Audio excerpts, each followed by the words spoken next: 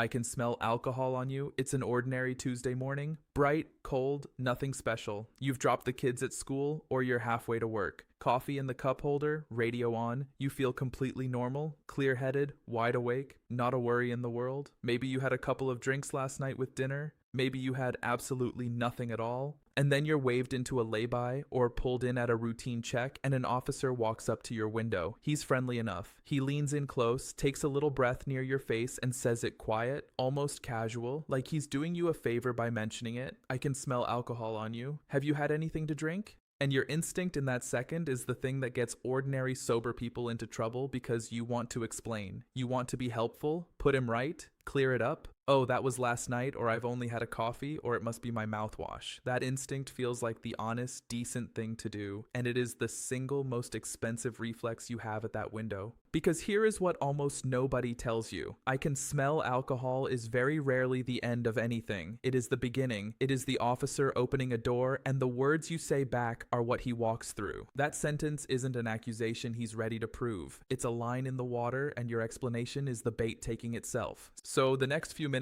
I'm going to give you one calm sentence, completely legal, completely polite, that gives the officer everything the law entitles him to and not one word more. I'll show you the exact road traffic law behind it. I'll walk you through what really happens if this goes further, so none of it can frighten you into a mistake. And I'll kill the myths that put honest people in a cell. The 1 pint is fine. The I wasn't even driving. The mints and the mouthwash. And stay with me right to the end because there's a second moment in this stop a little later that is far more dangerous than the smell at your window. It's the one that catches even the people who are sure they know their rights. The one certain they've done nothing wrong. Leave before that part and you've missed the piece that actually keeps your license. I'm Oliver, who I am Bennett. For 15 years, I defended people in police stations and courtrooms across England and Wales, and I sat with too many drivers who were stone cold under the limit and still lost their license, not because of what was in their blood, but because of what came out of their mouth. This isn't legal advice, and it certainly isn't a way to dodge a test if you've been drinking. It's the plain English version of what I wish every driver in this country understood before a stop like this ever happened to them. So let's start with what's actually on what a drink drive conviction really costs the line, because most people wildly underestimate it. A drink driving conviction in this country is not a slap on the wrist. It's a minimum 12-month driving ban, your license gone for a year just like that. It's a fine that can run into thousands of pounds. It's a criminal record that shows up on employer checks that you may have to declare for years. And for a lot of people, it's the quiet end of a career that needs a clean license to survive. The delivery driver, the carer, the rep, the tradesman with a van, and the part people never see coming is how long the tail is.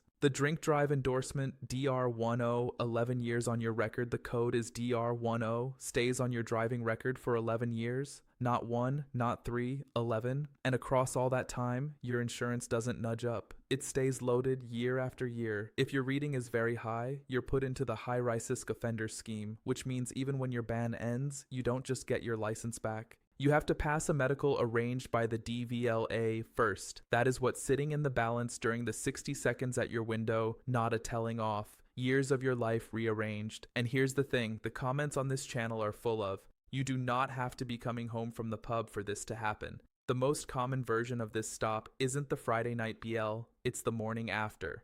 The morning after trap, still over at breakfast, you had a few drinks the night before, you slept, you feel completely fine, and you get in the car at 8 o'clock in the morning, honestly believing you're stone cold sober. But alcohol leaves the body slower than people think. Very roughly 1 unit an hour. And that's a rough guide, not a promise. So, after a heavy evening, you can still be over the limit at breakfast without feeling a thing. That's exactly the driver who, when an officer says, "I can smell last night's drink on you," panics and starts explaining and hands over a confession while genuinely believing they've done nothing wrong. Feeling sober and being under the limit are not the same thing, which is one more reason your explanation is worthless to you and,